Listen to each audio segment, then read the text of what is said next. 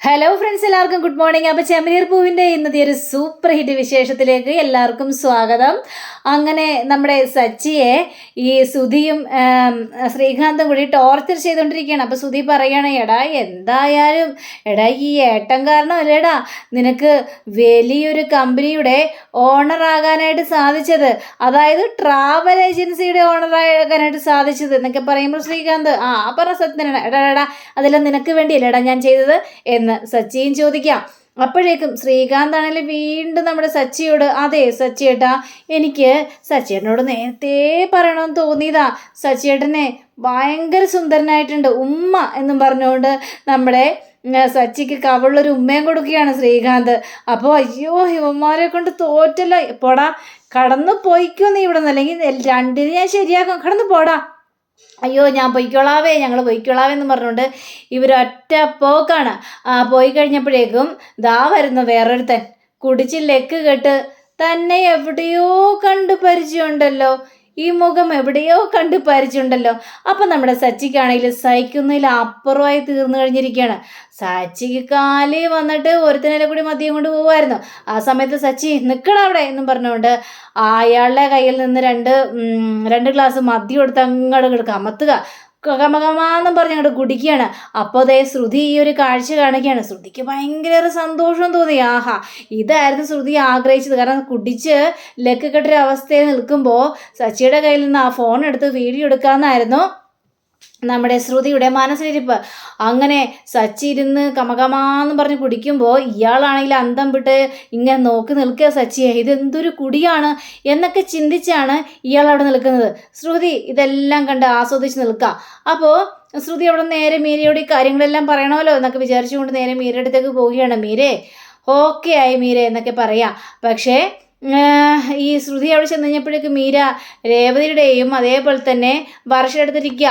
അപ്പോൾ രേവതിയാണെങ്കിൽ ആകെ സങ്കടപ്പെട്ട്, അപ്പോൾ സങ്കടപ്പെട്ടിരിക്കുന്നുണ്ടെങ്കിൽ വർഷ ചോദിക്കുകയാണ്, എന്ത് പറ്റി രേവതേച്ചി, സച്ചിയേട്ടൻ ഇല്ലാത്തതുകൊണ്ടാണോ അല്ലെങ്കിൽ ടെൻഷനാണോ, സച്ചിയേട്ടൻ കുടിക്കുന്നുള്ളൊരു ടെൻഷനാണോ എന്നൊക്കെ ചോദിച്ചപ്പോഴേക്കേ, സച്ചിയേട്ടൻ കുടിക്കുന്നുള്ള ടെൻഷനൊന്നും എനിക്കില്ല എൻ്റെ വർഷേ, കാരണം അദ്ദേഹം എനിക്ക് വാക്ക് തന്നിട്ടുണ്ട്, അതുകൊണ്ട് സച്ചിയേട്ടൻ കുടിക്കില്ല, അത് ഉറപ്പുള്ള കാര്യം തന്നെയാണ്. അപ്പോൾ മീര അവിടെ നിൽക്കുന്നത് കണ്ടുകഴിഞ്ഞപ്പോഴേക്കും ശ്രുതി മീരയെ വിളിക്കും, മീര ഇങ്ങോട്ട് വന്നേന്നും പറഞ്ഞുകൊണ്ട്, അതെ നിങ്ങൾ കഴിക്കട്ടോ ഞാനിപ്പോൾ വരാവേ.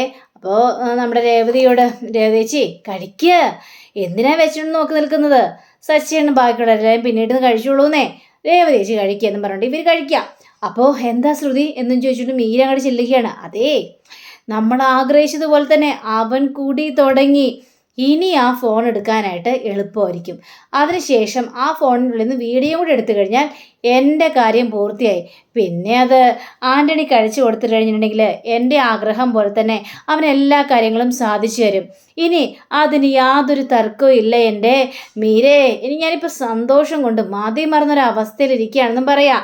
അങ്ങനെ നമ്മുടെ സച്ചിയെ കാണിക്കണം. അപ്പോൾ സച്ചി കുടിച്ചിങ്ങനെ ഇരിക്കുകയാണല്ലോ. അപ്പോൾ ഈ സുധിയുടെ കൂട്ടുകാരനെ വിളിച്ചിട്ട്, എടാ ഇത്ര നേരം നീ എന്നോട് ചോദ്യം ചോദിച്ചു, ഇനി ഞാൻ നിന്നോട് ചോദ്യം ചോദിക്കാം, അതിനെല്ലാത്തിനും നീ മറുപടി പറഞ്ഞില്ലെങ്കിൽ മോനെ നിന്നെ ഞാൻ ശരിയാക്കും എന്ന് പറഞ്ഞ് സച്ചി ചോദ്യം ചോദിക്കുകയാണ്. അതെ ഏത് ക്ലോക്കാണ് കറക്റ്റായിട്ട് സമയം കാണിക്കുന്നത്? തിടഞ്ഞപ്പോഴേക്കും എല്ലാ ക്ലോക്കും കറക്റ്റായിട്ട് സമയം കാണിക്കുമല്ലോ സച്ചി. ആര് പറഞ്ഞു എല്ലാ ക്ലോക്കും കറക്റ്റായിട്ട് സമയം കാണിക്കുന്നത്? എടാ മണ്ട എന്നും പറഞ്ഞുകൊണ്ട് തലക്കെട്ടൊരു കിഴുക്ക് കൊടുക്കുക. അങ്ങനെ സമയം ഒരു ക്ലോക്കും കാണിക്കൂല, ക്ലോക്കിലേക്ക് നോക്കണം, എന്നാലേ സമയം കറക്റ്റാണെന്ന് മനസ്സിലാകത്തുള്ളൂ. ഇപ്പം മനസ്സിലായില്ലേടാ ഞാൻ പറഞ്ഞ എൻ്റെ ഇത്? അങ്ങനെ വേറെ ചോദ്യങ്ങളും ചോദിക്കാൻ തുടങ്ങി. ഇയാൾ പെട്ടുപോയൊരവസ്ഥ. അയ്യോ എൻ്റെ പൊന്നു സച്ചി, ഞാൻ തോറ്റു, ഇനി എനിക്ക് ഒരു ചോദ്യത്തിന് മറുപടി പറയാനായിട്ട് പറ്റില്ല. അവിടെ ഇരിക്കടാ, ഇത്ര നേരം നീ എനിക്കിട്ട് ചോദ്യം ചോദിച്ചില്ലേ, ഇനി ഞാൻ നിനക്കിട്ട് ചോദ്യം ചോദിക്കടാ, നീ അവിടെ ഇരിക്കടാ എന്നും പറഞ്ഞുകൊണ്ട്, അയ്യോ വേണ്ട സച്ചി, എന്നെ രക്ഷപ്പെടുത്തേ, എന്നെ രക്ഷിക്കണേ എന്ന് പറഞ്ഞുകൊണ്ട് ഒറ്റ ഓട്ടോണ് ഇയാൾ. അങ്ങനെ സുധിയും ശ്രീകാന്തൊക്കെ കുടിച്ച് ആകെ വല്ലാത്തൊരവസ്ഥ നൽകുക, ആടിയാടി നിൽക്കുക. അതിൻ്റെ ഇടയ്ക്ക് ആ ഓണറും, ഡീലർഷിപ്പ് തരാൻ വന്ന ആ ഓണറും കൂടി കുടിച്ചിട്ട് ആടി ഇങ്ങനെ ഇരിക്കുക. അങ്ങനെ നമ്മുടെ സച്ചി ഇങ്ങനെ ആടി നേരെ ഈ ഓണറിൻ്റെ മുന്നിൽ വന്നിരിക്കുകയാണ്. ആഹാ, സച്ചിയും കുടിച്ചോ? വേണ്ട എന്ന് പറഞ്ഞിട്ട് എന്താണ് സച്ചി കുടിക്കാനുള്ള കാരണം എന്നൊക്കെ ചോദിക്കുമ്പോൾ, അല്ല ഇത്രയും വലിയൊരു മുതലാളി വന്നിങ്ങനെ ഇരിക്കുമ്പോൾ ഒരു ഗ്ലാസ്സെങ്കിലും കുടിക്കാൻ പറയുമ്പോൾ ഞാൻ എങ്ങനെയാണ് കുടിക്കാതിരിക്കുന്നത്? അപ്പോൾ ഈ ഓണറോട് ചെയ്യുന്ന ഏറ്റവും വലിയ തെറ്റായി പോകില്ല അത്? അതുകൊണ്ടാണ് ഞാൻ കുടിച്ചത്. അപ്പോൾ ശ്രീകാന്ത്, ആഹാ സച്ചിയേട്ടാ കൊള്ളാം, സച്ചിയേട്ടൻ എത്ര ഗ്ലാസ് കുടിച്ചു എന്ന് പറഞ്ഞപ്പോഴേക്കും ഞാൻ 4 പെഗ് അടിച്ചടാ എന്ന് പറയണം. ആ അടിപൊളി, ഏതായാലും കാലയ്ക്ക് സച്ചിയേട്ടാ എന്നൊക്കെ ഇങ്ങനെ പറയാണ്. ഏതായാലും സച്ചി, എനിക്ക് സന്തോഷമായി, സച്ചിയും ഞങ്ങളോടൊപ്പം കൂടിയല്ലോ. അതേ സാറേ, സാർ ഇങ്ങനെ പറയുമ്പോൾ എനിക്കത് കൂടാതിരിക്കാനായിട്ട് കഴിയില്ലല്ലോ.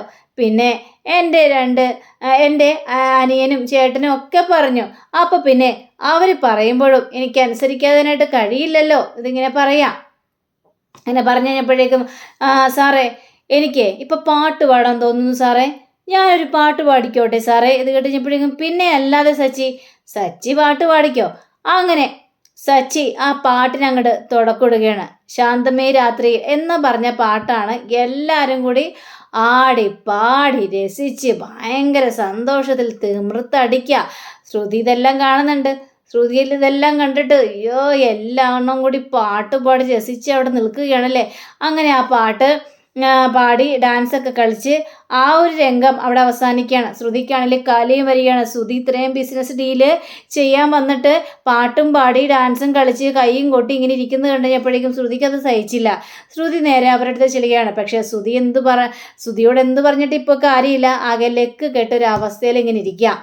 അങ്ങനെ നമ്മുടെ സച്ചി ഈ ഓണറിൻ്റെ മുന്നിൽ വന്ന് ഇങ്ങനെ ഇരിക്കുകയാണ്. സാറേ എങ്ങനെയുണ്ടായിരുന്നു എൻ്റെ പാട്ടൊക്കെ എന്ന് ചോദിച്ചപ്പോഴേക്കും, സച്ചി അടിപൊളിയല്ലേ, ദേ ശ്രുതി ഇതേപോലൊരു അനിയനെ കിട്ടിയത് നിങ്ങളുടെ മഹാഭാഗ്യമാണ് എന്നൊക്കെ പറയുക. ഇത് കഴിഞ്ഞപ്പോഴേക്കും, അതെ എൻ്റെ സാറേ, ഞങ്ങളൊക്കെ ഒത്തൊരുമയുള്ള കുടുംബമാണ് എന്നൊക്കെ ഇങ്ങനെ പറയാം.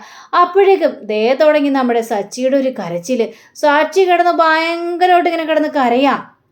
അപ്പോൾ ഈ ഓണർ ചോദിക്കണം, അയ്യോ സച്ചി എന്തു പറ്റി, സച്ചി എന്തിനിങ്ങനെ കരയുന്നത്, എന്തു പറ്റി എന്നൊക്കെ ചോദിക്കുമ്പോൾ സച്ചി വീണ്ടും കരയാണ്. അപ്പോൾ സച്ചി കരയുന്ന കഴിഞ്ഞപ്പോഴേക്കും ശ്രുതിയും അതിൻ്റെ ഒപ്പം കരയാൻ തുടങ്ങി. അയ്യോ ശ്രുതി, എന്താ ശ്രുതി, നീ എന്തിനാ കരയുന്നത് എന്ന് ചോദിക്കുമ്പോൾ, അതെ എൻ്റെ അനിയൻ കരയുന്നത് കണ്ടില്ലേ, ഇവൻ കരഞ്ഞാൽ ഞാനും കരയും, എനിക്ക് സങ്കടം വരും, അതാണ് ഞങ്ങൾ തമ്മിലുള്ള സ്നേഹം, ഞങ്ങൾ ഇതുവരെ പിരിഞ്ഞിരുന്നിട്ടില്ല എൻ്റെ സാറേ, അല്ലേടാ സച്ചി? അതേടാ ഓട്ടക്കാരാ എന്നിങ്ങനെ പറയാ. അപ്പോൾ നമ്മുടെ ഓണറാണെങ്കിൽ, ഓട്ടക്കാരനോ, അതെന്താ ഓട്ടക്കാരൻ എന്ന് പറയുന്നത്? അപ്പോൾ ശ്രുതി, അത് പിന്നെ സാറേ എൻ്റെ വീടിൻ്റെ അയൽവക്കത്തെ ഒരു ഓട്ടോക്കാരനുണ്ട്, ഓട്ടോക്കാരനെ, അയാൾ ഓട്ടോ ഓടിക്കുകയാണ്, അതുകൊണ്ടാണ് ഇവൻ ഇടയ്ക്ക് ഓട്ടോക്കാരൻ എന്ന് പറയുന്നത് സാറേ, അല്ലാതെ വേറൊന്നും അല്ല സാറേ എന്ന് ശ്രുതി അവിടെ പറഞ്ഞ് ഫലിപ്പിക്കുകയാണ്.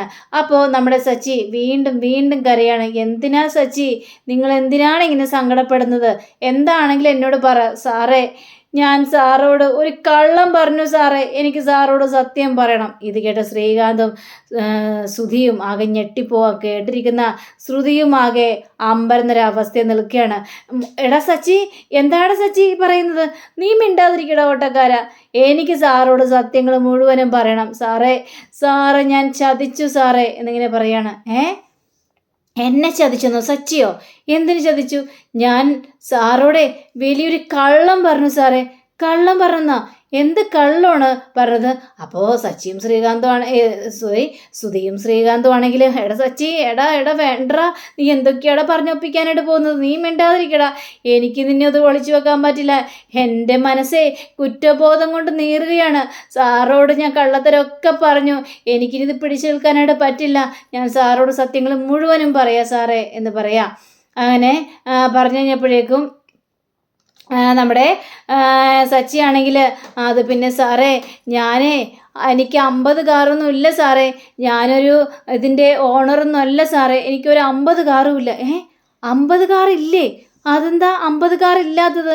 അതെ സാറേ, എനിക്ക് വെറും 2 കാറ് മാത്രമേ ഉള്ളൂ, ഞാൻ ഒന്നിൻ്റെ ഓണറല്ല സാറേ എന്നൊക്കെ, ഒരു ട്രാവൽ ഏജൻസിയുടെ ഓണറല്ല സാറേ എന്നൊക്കെ സംസാരിക്കുമ്പോൾ ഇയാളിങ്ങനെ അന്തം വിട്ട് നിൽക്കുകയാണ്.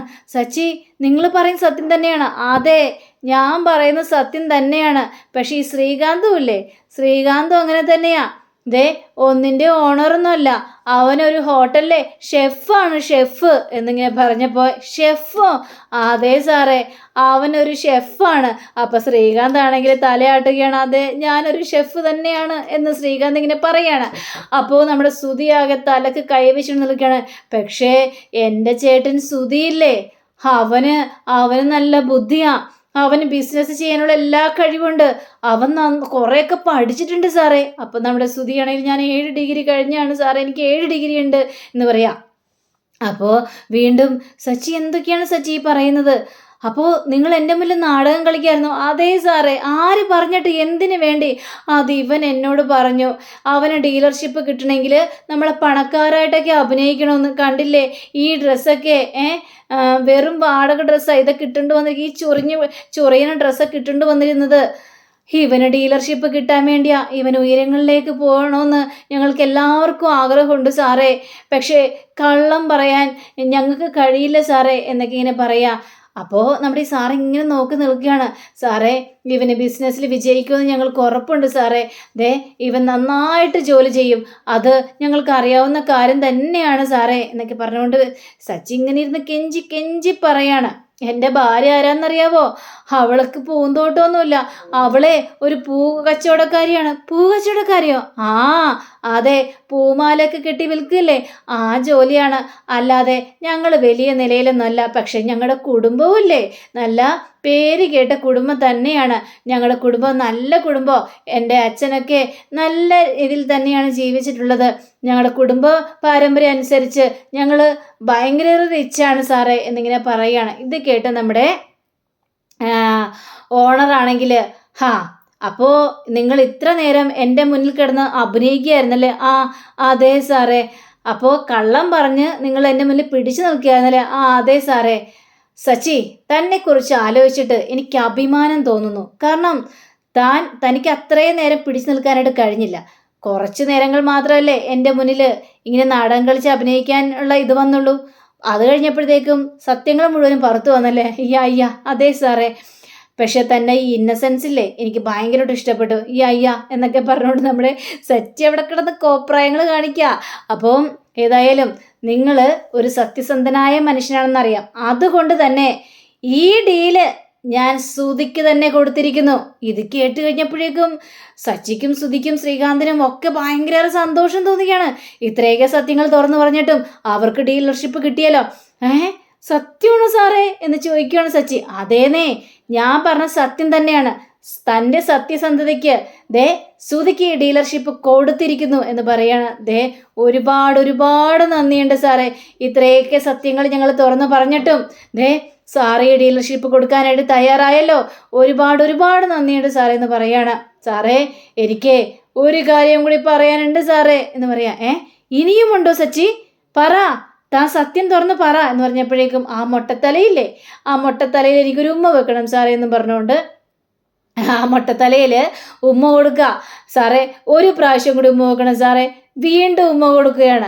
അപ്പോൾ എല്ലാവരും അവിടെ ഭയങ്കര സന്തോഷത്തിലാണ്, സുധിയും സന്തോഷത്തില്. കാരണം കള്ളം പറഞ്ഞിട്ടും സത്യം പറഞ്ഞിട്ടും ഒക്കെ ഡീല് കിട്ടിയല്ലോ. അപ്പോൾ ശ്രീകാന്തും സുധിയും കൂടി ഇങ്ങനെ കെട്ടിപ്പിടിച്ച് വല്ലാത്തൊരു സന്തോഷത്തിൽ ആർമാദിക്കുകയാണ്. ഇതേ സമയം തന്നെ നമ്മുടെ രേവതിയെ കാണിക്കുകയാണ്. അപ്പോൾ രേവതിയാണെങ്കിൽ സച്ചിയേട്ടൻ വന്നില്ലല്ലോ എന്നൊക്കെ ആലോചിച്ചുകൊണ്ട് നിൽക്കുമ്പോൾ സച്ചി ദേ കുടിച്ച് ലക്ക് കെട്ട് വരുന്നു. അപ്പോൾ ആ ലക്ക് കെട്ട് വരുന്ന വരവ് കണ്ടു കഴിഞ്ഞപ്പോഴേക്കും രേവതിക്ക് അത് സഹിച്ചില്ല. നിങ്ങളോട് കുടിക്കരുതെന്ന് പറഞ്ഞാൽ നിങ്ങൾ എന്തിനാ കുടിച്ചത്? അയ്യോ രേവതി, ഞാൻ കുടിച്ചത് കൊണ്ട് നല്ലൊരു കാര്യം നടന്നു. എന്ത് നടന്നു എന്ന്? ഞാനേ ആ ഓണറില്ലേ, ആ ഓണറോട് സത്യങ്ങളെല്ലാം തുറന്നു പറഞ്ഞു. ഞങ്ങളെല്ലാം വേഷം കിട്ടിയതാണ്, നാടകം കളിച്ചാണെന്ന്. എൻ്റെ ദൈവമേ, നിങ്ങൾ എൻ്റെ കയ്യിൽ നിന്ന് വിട്. നിങ്ങൾ എന്തൊക്കെയാണ് കാണിച്ചത്? എല്ലാം തകിടം മറിച്ചില്ലേ? അതുകൊണ്ട് രേവതി, സുധിക്ക് ഡീലർഷിപ്പ് കിട്ടിയെന്ന്. ഡീലർഷിപ്പ് കിട്ടിയെന്നോ? അതെ, സത്യങ്ങളെല്ലാം പറഞ്ഞപ്പോൾ നമ്മുടെ സത്യസന്ധത അവർക്ക് മനസ്സിലായി. അതുകൊണ്ട് ഡീലർഷിപ്പ് കിട്ടിയേ. അപ്പോൾ സുധിയാണെങ്കിൽ ഈ മതിലും ചാരിയെന്ന് മതിലിങ്ങനെ തള്ളിക്കൊണ്ടിരിക്കുക. ശ്രീകാന്ത് ആണെങ്കിൽ വർഷയുടെ നെഞ്ചത്തോട്ട് കിടക്കുകയും ചെയ്യണം. അപ്പോൾ വർഷയാണെങ്കിൽ മാറ് ശ്രീകാന്തേ എന്ന് പറയുന്നുണ്ട്. അപ്പോൾ ഇവർ രണ്ടുപേരുടെ ഈ കാഴ്ച ഉണ്ടെപ്പോഴേക്കും നമ്മുടെ സച്ചിക്ക് ചിരി വന്നിട്ട് രക്ഷയില്ല. രേവതി അത് നോക്കിക്കണ്ടേ വർഷ കാണിക്കുന്നത്, സുധിയും കാണിക്കുന്നത് നോക്കിക്കണ്ടേ. ഞാനും നിൻ്റെ നെഞ്ചത്ത് ഇതേപോലെ കിടന്നോട്ടെ രേവതി എന്ന് പറഞ്ഞു കഴിഞ്ഞപ്പോഴേക്കും രേവതി സച്ചിയെ തള്ളി മാറ്റുകയാണ്. ഒന്ന് മാറിക്കണ്ടേ, നിങ്ങൾ കിടക്കാൻ വേണ്ടി വരുന്നു, മാറങ്ങോട്ടെന്ന് പറഞ്ഞുകൊണ്ട് സച്ചിയെ തള്ളി മാറ്റുകയാണ്. അപ്പം അങ്ങനെയും കാണിച്ചുകൊണ്ടാണ് നമ്മുടെ ഇന്നത്തെ റിവ്യൂടെ അവസാനിച്ചിരിക്കുന്നത്. അടുത്ത റിവ്യൂവിനെ കാത്തിരിക്കുക, സബ്സ്ക്രൈബ് ചെയ്യുക. എല്ലാവർക്കും നല്ലൊരു ദിനം ആശംസിച്ചുകൊണ്ട് തന്നെ നന്ദി, നമസ്കാരം, thank you, see again, bye by.